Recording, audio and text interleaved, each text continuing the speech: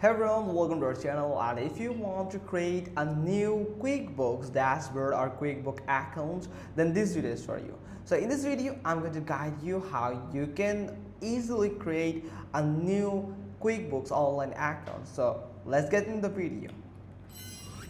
So first you have to open a browser, so you can use a new Gmail or email account that you haven't used it yet to create a QuickBooks Online account. Now you can open the browser and go to your account and search for QuickBooks. Here is QuickBooks here. So this is for my old account here. So you only can go to their official website, that is only QuickBooks. You can search for only QuickBooks, and from here you can find the official website from here. So simply click on it, the QuickBooks Smart Software, where you'll be able to try it for 30 days free trial, and also you can buy their premium plan from here. So from here you can choose your country, select your country. So I'm going to select my country from here. So here it is. Now after selecting it, simply click on confirm country. Now I'm going to stay on global. So scroll down when you can find their plans.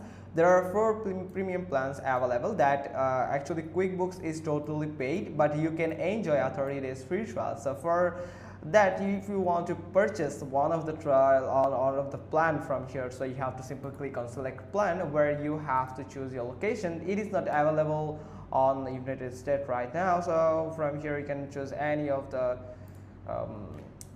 country from here. Then you can purchase it by simply click on continue, then choose your payment method where you want to now you can customize your all the details like your email address, first name, last name, and the password for your account, and the phone number that is recommended and must and mandatory. So after adding the phone number, you can go with the checkout, where you can use your credit card or debit card. So after purchasing that, you will be able to create a new account. So for creating a new account, you must need to use a new email address, otherwise you will be prompted or you will be redirected to your old account on QuickBooks.